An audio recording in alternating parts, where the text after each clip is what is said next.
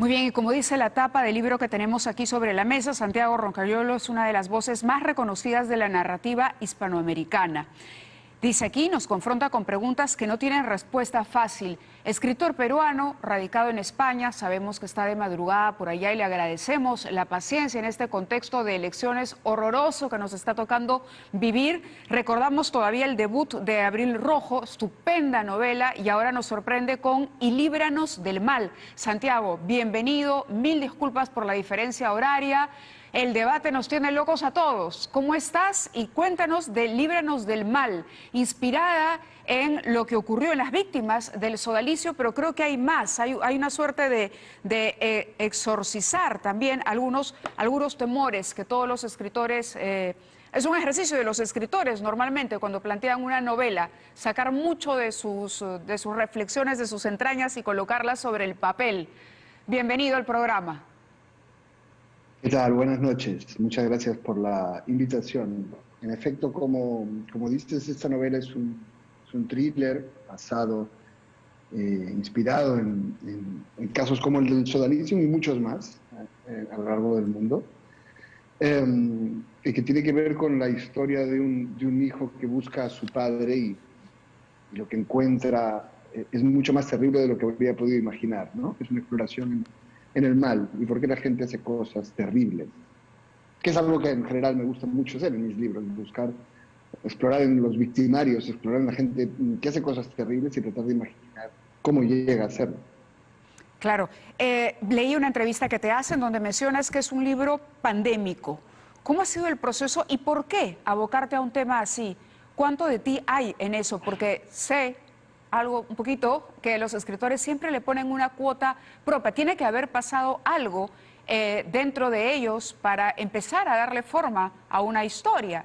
¿Cómo surge esa idea para este libro? Bueno, en este caso surge de historias que sí había cerca de mí. Yo tenía muchos familiares que habían estado cerca de esta congregación de un modo u otro, o periodistas que la habían investigado, gente que me contaba historias. Y una que me impactó mucho es la historia de que uno de los depredadores sexuales más feroces de la organización escapó a tiempo, antes de que se hiciesen públicas las acusaciones, huyó del país y tuvo un hijo.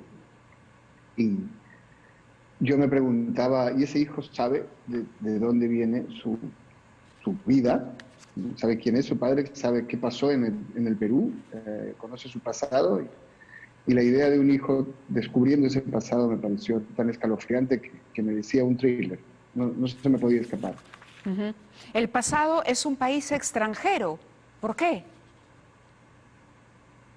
Bueno, yo llevo mucho tiempo, yo ya he vivido fuera de Perú más que dentro del Perú. Sin embargo, mis recuerdos, los formativos más importantes, mi niñez, mi adolescencia están en el Perú. Y vuelvo constantemente a los escenarios peruanos como quien trata de recuperar un país que es el suyo y que ya no existe, que no es el Perú de hoy, tampoco es la España en el que vivo, tampoco es el México en el que crecí. Tengo que hacerme mi propio país y ese país está en el siglo XX, que es donde yo me hice un ser humano.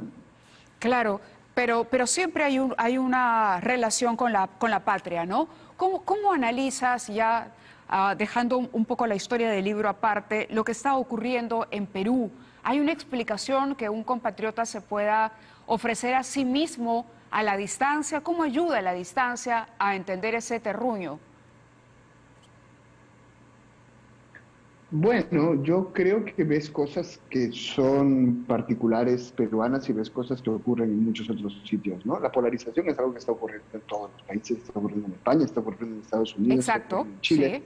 está ocurriendo a nivel mundial. Esta extremización del espectro político y esta formación casi futbolística que hace que estés en un equipo u otro y ambos se odien, ¿no? ¿Es un Eso es algo fenómeno bastante global, general. podríamos decir? ¿La polarización es un fenómeno global? Totalmente, totalmente. Quizá debido, por un lado, a las redes sociales que han hecho que la comunicación política sea más rápida y superficial, pero también, sobre todo, debido a la desconfianza del sistema, ¿no? La gente siente que este sistema no le va a solucionar la vida y entonces se refugia en su grupo, en su tribu, en su familia, en su etnia, en su ideología, porque se siente segura ahí.